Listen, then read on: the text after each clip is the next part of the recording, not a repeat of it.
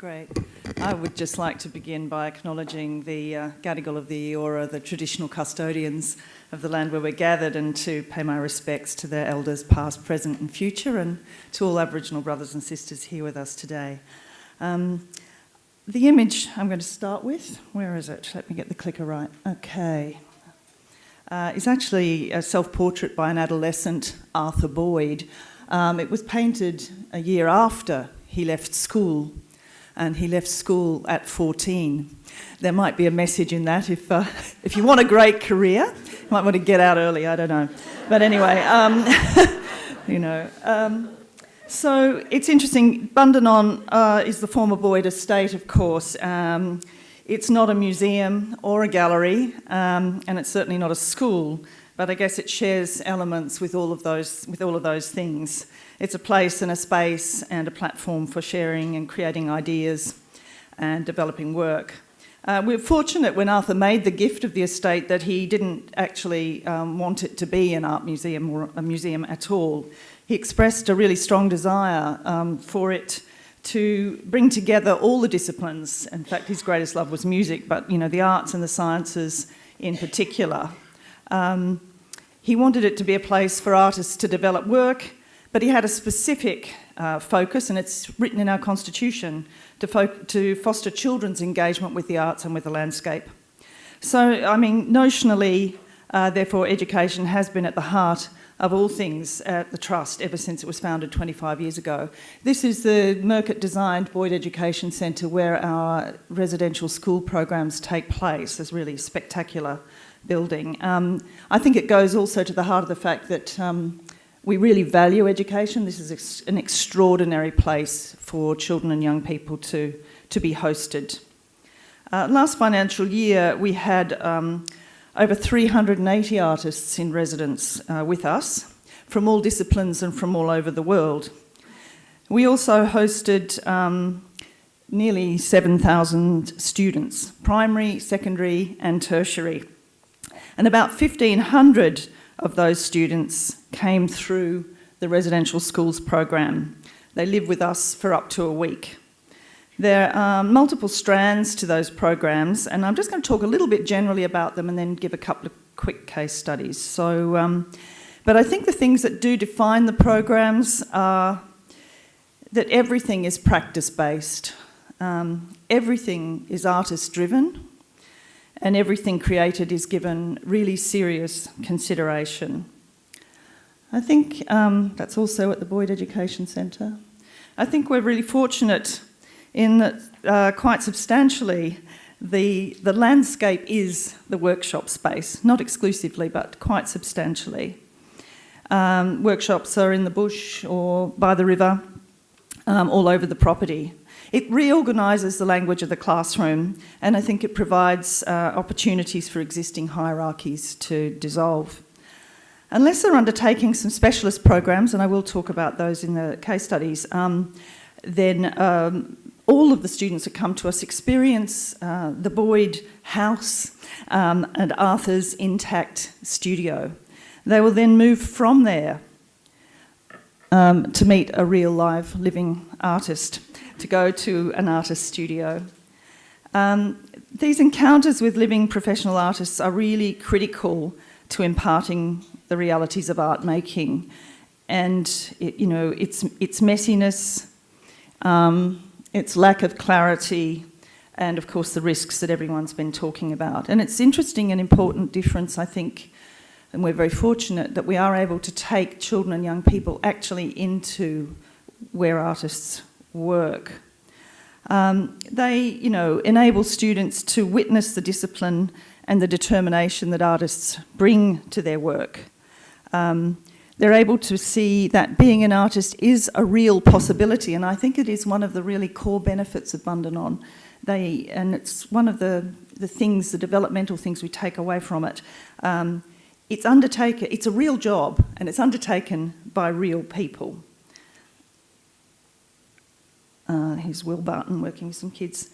So, and more than anything, I think the studio visits shape an understanding of the value of the arts and promote creative literacy in young people.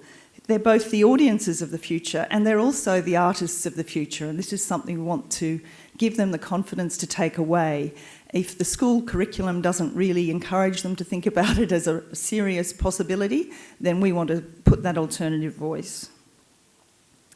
After spending some time in the working space of an artist, which could be from any discipline, the students then begin their own making. And at Bundanon, the importance, as I said before, is, these are some more artists, is placed on taking what you create really seriously. I think the students, by the time they get to this point, and it's a fairly quick journey, they recognise the opportunity that their time at Bundanon gives them in providing them with some space to create. They see an equivalence between what they're about to do and what the artists they've been meeting have been undertaking. And they can and they do stay up all night to finish work or to continue on projects. Fortunately with us, they get the chance to go deep, and that is what the benefit of time has. Some workshops sessions speak a bit more particularly to the curriculum, but others are much more open-ended, and increasingly many are interdisciplinary and multidisciplinary. Over a number of years, we have developed special programs which leverage the Artist in Residence program in particular, and I'll very quickly take you through those. They have more resolved artistic outcomes and where the children and the young people create and shape the work. Some examples might be some work we do with integrated dance and Philip Channels. We do a lot of work in spoken word, dance and music. Transmit's been going for 8 years more, 10 years with Indigenous students. We also work with spoken word poetry and also have made quite a lot of... oh dear. Why does that happen to me? This is not working. Can anybody help? Also have made quite a lot of film projects with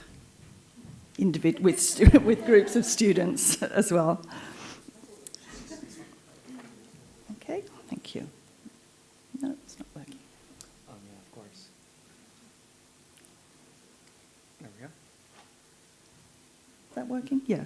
These are some stills from individual films that we've created. So I just want to quickly now talk about 2 discrete programs which really speak to the way arts organisations can engage with artists and schools to kind of transform experience. Okay.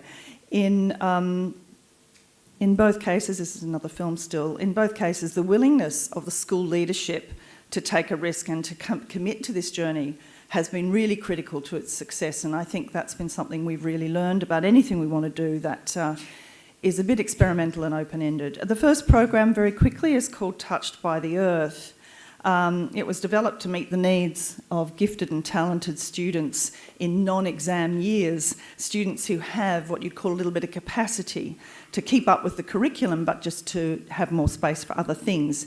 Here some students are undertaking a sonic walk, which was introduced into the program by the sound artist Nigel Hellier.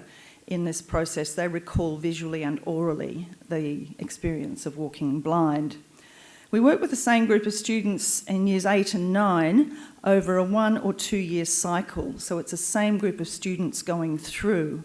It includes Indigenous cultural engagement. It includes visual and performing arts. Here's Diego Bonetto, the ethnobotanist and Sydney artist, working with the students, environmental science, and it shape-shifts over the years. It has been going for quite a number of years. There's no final exhibitions, performances or outcomes. The students really deeply engage with the philosophy of Bundanon, with the place, and they do create work. I don't unfortunately have images of the work they've created, but they can do things through their own lens.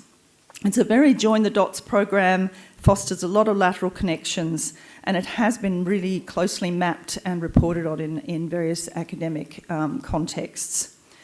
Another program we've undertaken for about the last 6 years is with local primary school age children, and I think it's made a really profound and measurable difference to those participants.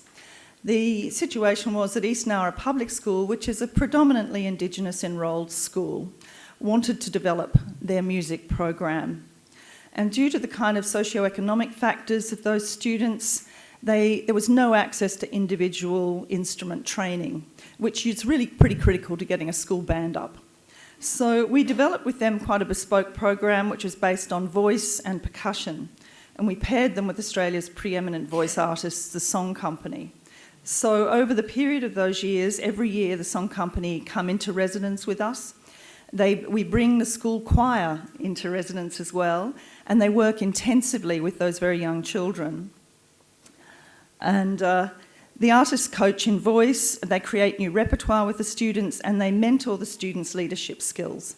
And then those kids go back into the primary school, they teach everyone else at school what they've learned, and that school choir now performs all over the region. It is the top choir in the region, and it's a really phenomenal outcome, and an amazing seeing the self-confidence of those students and their relationship with the Song Company artists, and just what can be done if you create something that meets a number of different people's needs, I suppose. So they learn the value of discipline, the excellence, and excellence, striving for excellence, the joy of singing, and the benefit of giving yourself, making yourself, applying the discipline.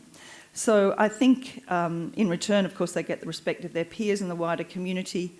And of course, it is exactly those things. It is artist-led, and it meets all the kind of principles that we apply to our working with artists and students. So I'll finish there, Ross. Yeah, so there they are. Thanks very much.